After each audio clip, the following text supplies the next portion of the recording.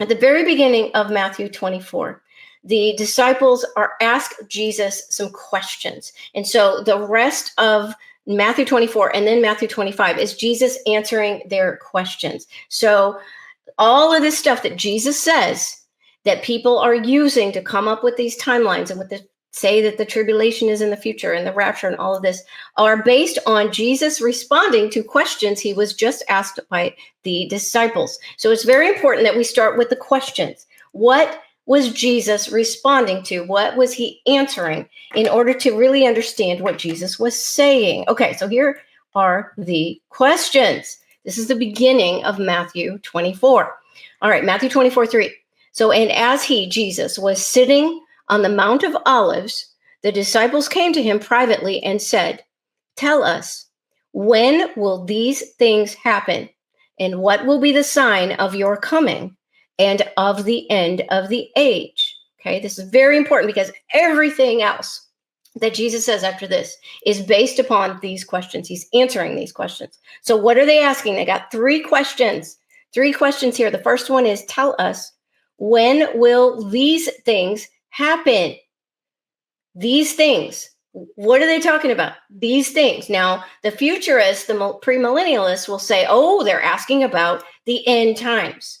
So they just assume that, but it's not clear. Notice it's not clear. We've got to go back a few verses to see what they're talking about. These things, they're obviously talking about something that had been talked about just before this, and it's actually recorded, and we're going to see it. Okay, then the second question, what will be the sign of your coming and of the end of the age? What will be your sign? What will be the sign of the end of the age? So the three questions, okay? So today we're going to talk about how Jesus answers the first question, because Jesus actually answers all three questions, and he answers them in order, and he answers each one separately. And so that's what I'm going to be doing the rest of today and probably next week and maybe the week after that, to go through all of this and show you very clearly why I believe that the Bible supports this instead of the other timeline. Okay, so we need to back up a little bit to see what are these things? What are the disciples asking Jesus about? So we need to go back to the very end of Matthew 23, so the chapter before. So Matthew 23, in Matthew 23, Jesus, they're at the temple, the Jewish temple in Jerusalem, and Jesus has spent the entire chapter rebuking the Pharisees. And so you know some of the passages here. This is where Jesus calls them a brood of vipers. This is where he says you're whitewashed tombs. You look good on the outside, but inside you're full of death and corruption. And he has all these woe to you Pharisees because you're terrible, basically. So he says all of this, he spends a whole chapter going off on the Pharisees. Okay, so at the very end of all of this diatribe that Jesus has just, let loose on the Pharisees, he ends with this.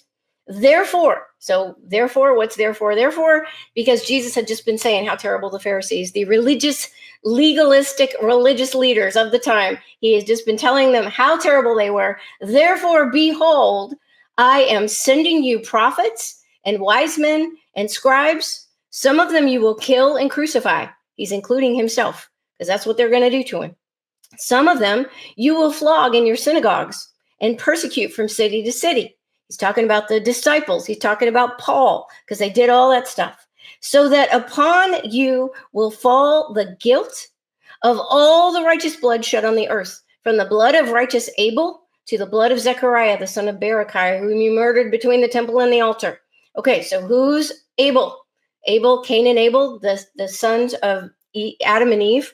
Okay, so that's who Abel is. So Jesus is starting off at the very beginning of Genesis.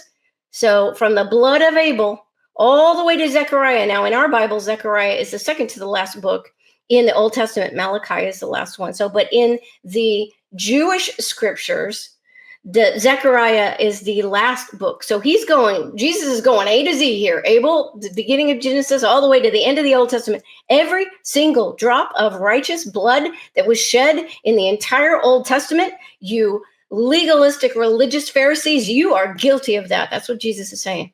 And he's basically saying, you're going to be punished. And then notice this last line here. He says, truly I say to you, all these things will come upon this generation. So I have these things in red because I want you to notice that's the same phrase that the disciples used to ask Jesus. He said, when will these things take place? And Jesus uses that same phrase right before this.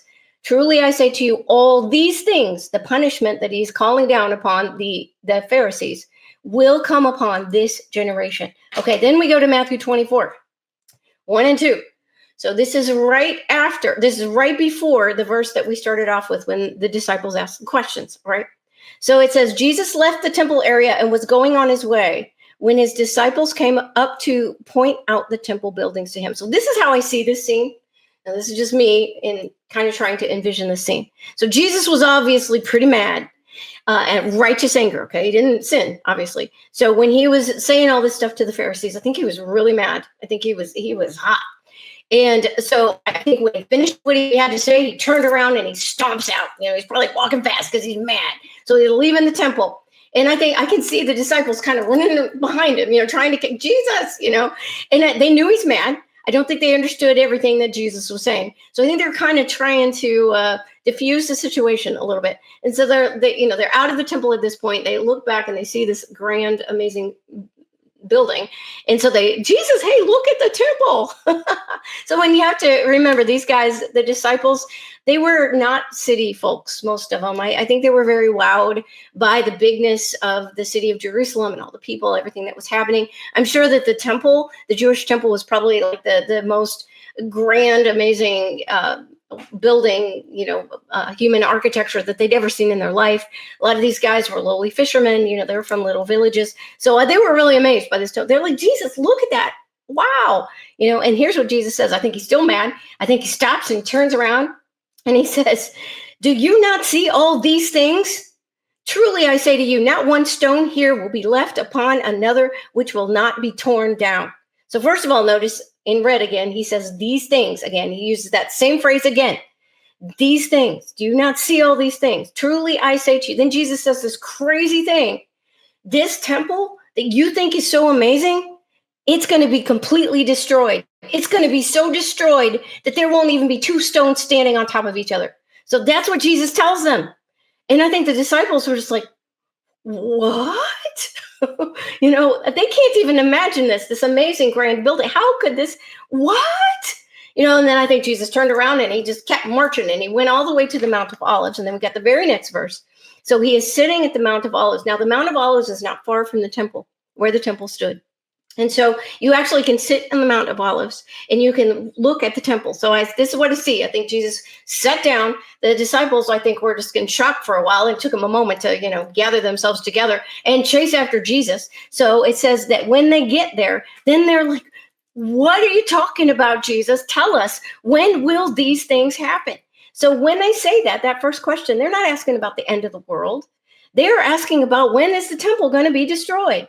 Then they ask these other two questions. What will be the sign of your coming and the end of the age? So then they ask about the end of the world, the end of the age. Because I think in the disciples' minds, they can't even imagine this. What kind of terrible calamity would it take for this temple to be destroyed? It's got to be the end of the world. So I think that the disciples are conflating those two things. Okay, but Jesus is not. Jesus knows exactly what he's talking about. And so then he continues. Okay, so now what we're going to do, immediately after this, in the next verse, Jesus starts answering their question. He starts by answering the first question. When will these things happen? When will the temple be destroyed? So here are the three questions. Question number one, when will these things happen? They're not talking about the end of the age. They're talking about temple destruction. Question two, what will be the sign of your coming? Question three, what about the end of the age?